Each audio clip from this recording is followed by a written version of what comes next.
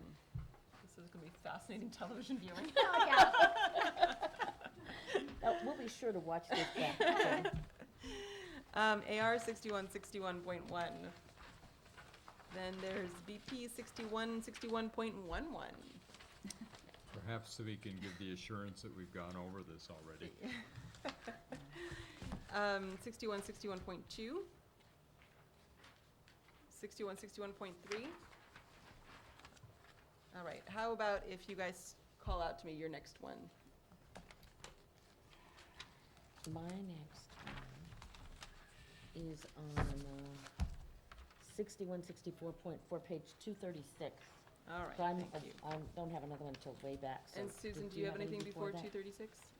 No, I have a few questions, but I think the time would be better spent if I just directed them to the staff involved. Okay. All right, 6164.4, Mrs. Cordero.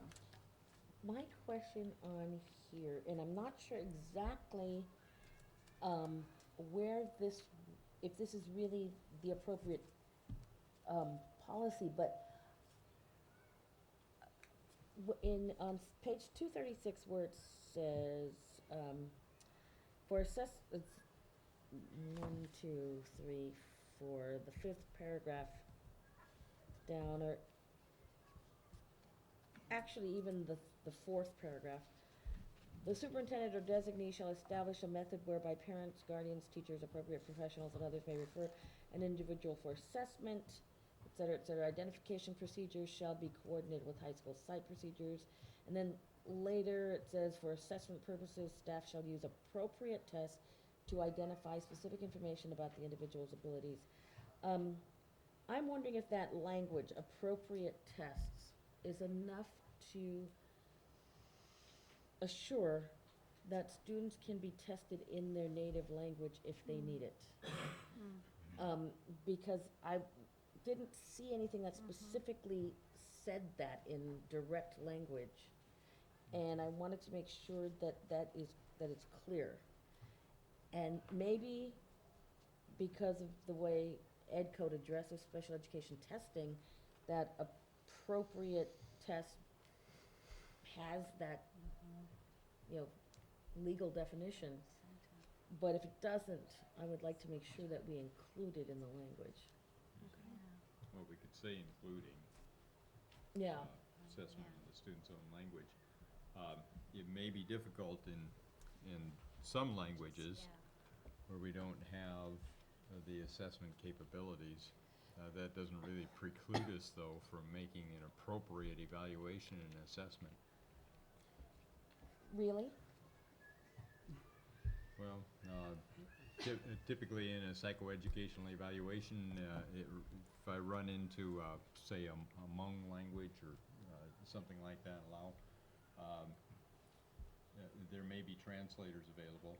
In fact, there are often translators available. Or appropriate assessments might include a survey or questions of the parent about functionality of the child. And that can be done in the home language as well. Could we, I'm looking at staff here, could we simply include the words including assessment in the child's own language, or? Is this on? Yes. I think it is. Actually, there's a code of ethics for testing, and school psychologists have a code of ethics, as does the APA, and the appropriate testing materials. I mean, what you're just saying is included in most of that language, so you can include something if you want, but actually, if they're following their professional guidelines, they already have language covering that. Okay. But if you don't want that assurance, we could insert a phrase. Sure, that'd be nice. Should we put something like appropriate tests such as in a student's native language Well, how about when just available? including assessment in the Yeah. child's language?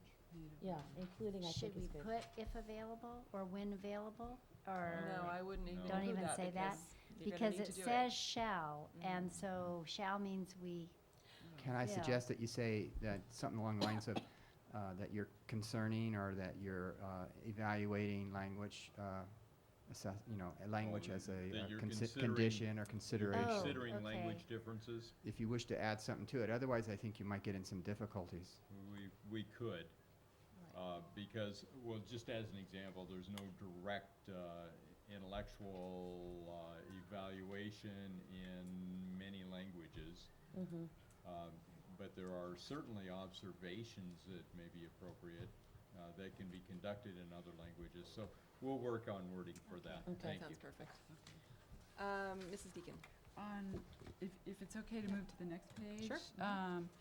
238, number 1. And this is AR sorry. 6164.4. This is Point the four, AR for okay. that. So it says the proposed assessment plan shall meet all of the following requirements. I think maybe what was intended in number 1 should be in language, easily understood. We're not talking about a foreign language In here, that- are we? yeah. Aren't we Oh. talking about just language? Yeah, I that- don't know if that's a typo. I know what People- you're saying, yeah. Be in Because language. the next one talks about the native language, so I think Mhm. the first one just means it's Yeah. It's something that you straightforward- can it's understand. straightforward and Right. understandable. Right. Yes, and this is good to point out that it does specify in the AR that it's provided in native language. Unless it is, yeah. it says Yeah. that explicitly. Is next on your list? What's your next one? My next one isn't until towards the end. Mrs. Cordero, what's your next I think one? my next one is on page 287, 287. and I have to just double check what that was.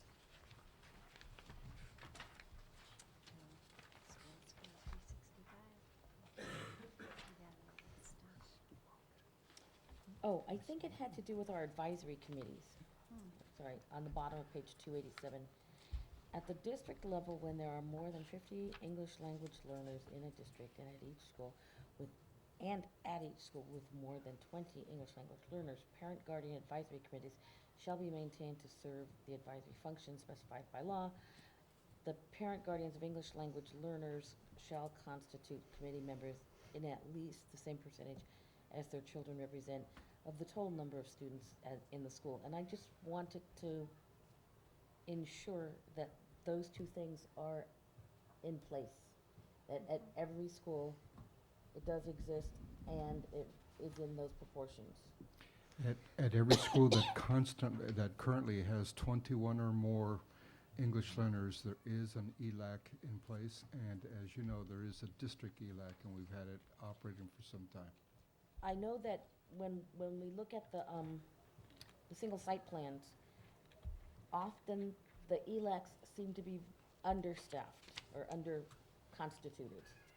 So that's why I'm asking, are they really constituted to the level that it's suggesting that they should be here? Well, if you read it very carefully, you will find that the state regulations do not specify a minimum or maximum number of participants. What that actually says is that parents have to be, parents in an ELAC have to be represented in the same proportion as the English learner students in that particular school, but it does not specify a minimum number of parents that constitute an ELAC.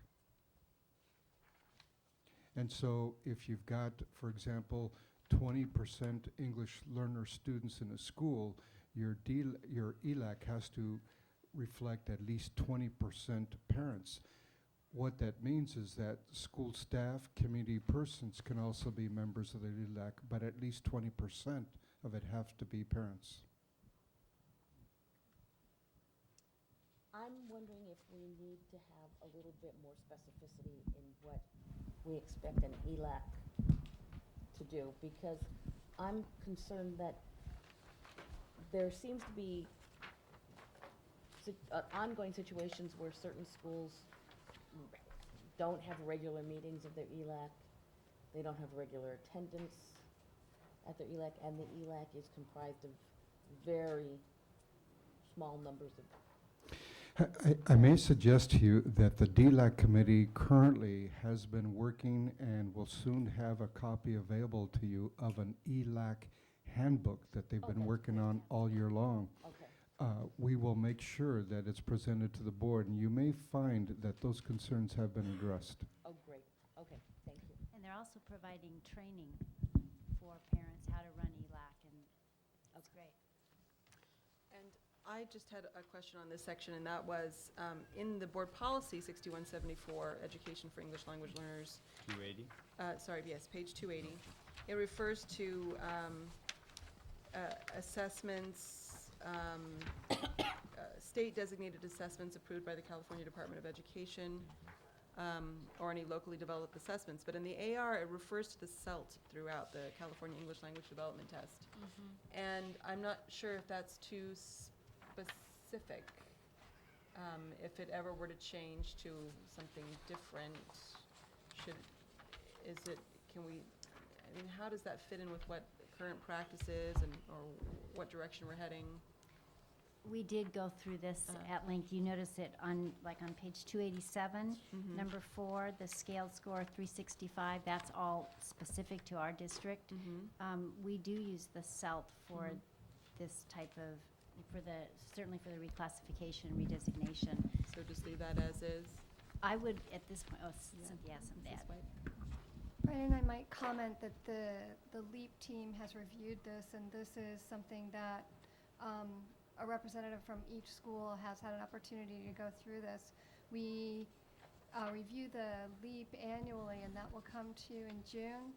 And in May, on our May 11th meeting, we will be reviewing this specific section again, so that it meets what we are actually doing in the schools.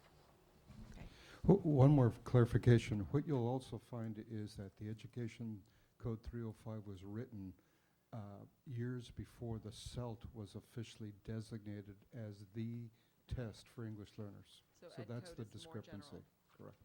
Okay. And that test is, continue to be the standard.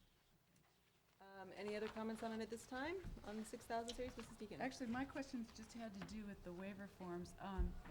How often do we get requests from parents who don't want their children in sheltered?